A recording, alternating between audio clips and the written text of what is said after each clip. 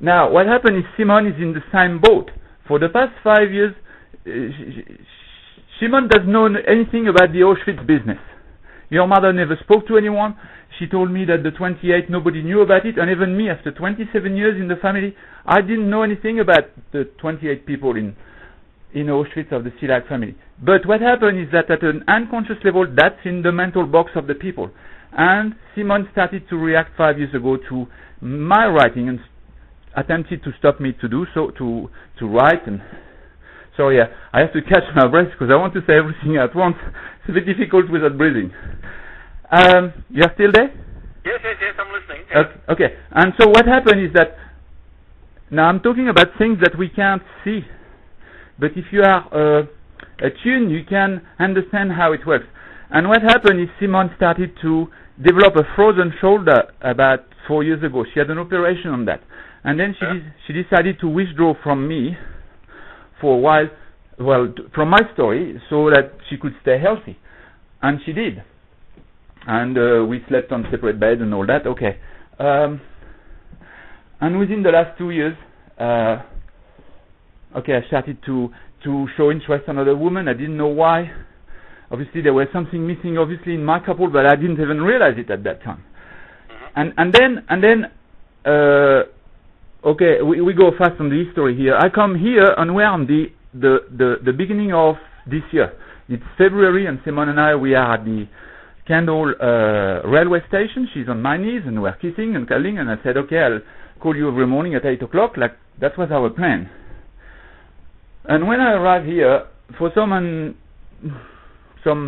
uncanny reason, if we can put it this way, I don't feel like calling her. I didn't understand why. That's the first time in my life.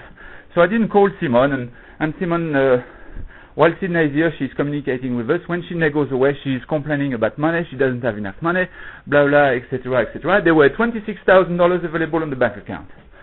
So, I don't know where the problem of money arose in her head, but it's just that Simone's starting to be fearful of something. Jean-Paul was not around.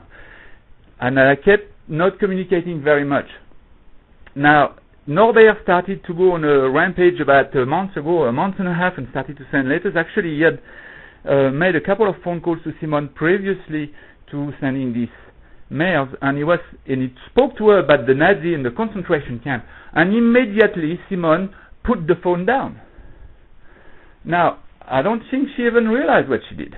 What happened is, after that, Norbert wrote, for a week he wrote a lot of letters in which he mentioned Nazi again. And then he came to see me. I was in Vitré while he was doing this at my mother, and he came to see me on the Saturday, and he blew his top at me also, and he just gave me everything he had. And I listened to him. I couldn't do anything else. And then I took that in my mental box and just chewed on that for a few days. And then I wrote a letter to Simone with my own feelings now. Now, there is no right, there is no wrong. It's a matter of feelings. Now, there is a lot of stuff in our feelings, but we never stop and listen. So what happened is, in that letter, that's a 60-page letter. I don't know if you have had a chance to look at it or see the English part of it. There is an English version of it. Did you? Okay. And I speak about the love that's missing out. And of course, there is this amazing language of broken codes and poetry and whatever you want to call it. And then I associate that to the Nazi part. Now, for some reason, from the minute that Norbert spoke about the Nazi, the house was on the market and my stuff was being sold, and I received a letter from the solicitor saying he wants to share this and that and all the rest of it, and Simone wants to get rid of me. So what I told to your mother is this: Simone does not want to get rid of Jean-Paul Gallon. She's like my sister-in-law, Regine. She wants to get rid of the pain she has in her heart, which she cannot see, and she's not even aware of its presence. Now, you believe me or you don't, but you start asking people involved in the psychology field. It's a very, very basic fact in psychology. Now, then the fact that you want to look into it or not, there is very little I can do into that. I can make you aware of it. If the Auschwitz-Birkenau business is my shit, why should anyone else in the world be affected by it also? You are still there? Yeah, I'm listening, yeah. Okay. Now, how do I know when somebody is affected by a topic? Well, it's very easy. There is only two ways. The first one is they run away from it. That means it's a prehistoric reaction of the mind who says, if I'm afraid of something, I run away. I go for my life. If I cannot run, I fight. In the middle, we can talk. When you talk, you know that you are in control of the matter. But if you are not, you run away or you fight. And your mom is running away. I told your mom I'm going to get her in her home on the second phone call, and she said this to me. She said, Jean-Paul, if you come in my home, and you have this kind of discussions in my home, I call the cops. Now, what she's saying is, if you have these discussions, I'm talking about discussing, I'm not talking about hitting her or burning her or anything. I'm talking about discussion. Your mother, that's her word. If you have that kind of discussion, I call the cops. Why the cops? Because she feels threatened. Why would she feel threatened by me or the wording Auschwitz-Birkenau or concentration camp or Nazi or whatever it is associated with? Why would she feel threatened? I never harassed your mother, no physically, no in any other way. That's what we call a trauma, David. Now, do you think you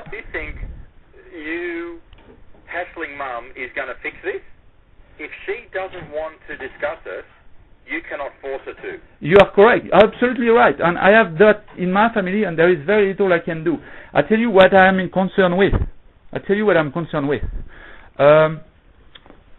This business of the trauma of my grandpa, okay? For example, to take that as an example. I was a kid when I'm born in 56. My grandpa came back from the war in 45. That's 11 years after the war, and I have zero recollection. Now listen to this. I have zero recollection of him talking to me about the war. Zero, none whatsoever.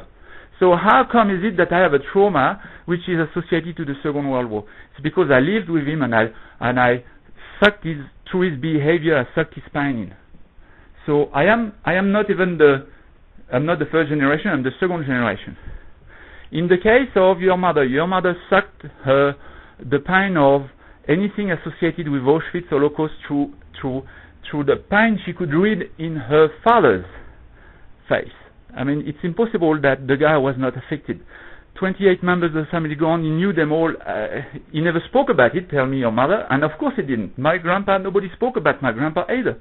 But for some uncanny reason, that kind of thing goes through the generation, and we are able to suck it in like a dog can know when you are afraid or not. It's exactly the same principle.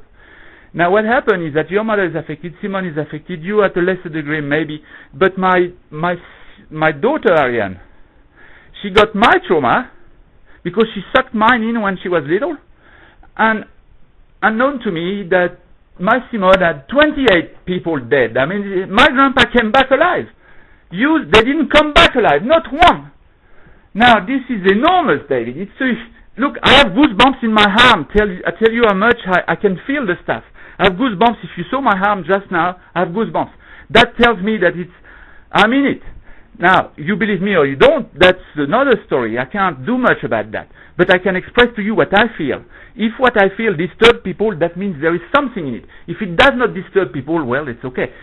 It's not what people say. It's how they behave behind that you know if they are affected or not. And when they start running away, whoa, brother, we are in it.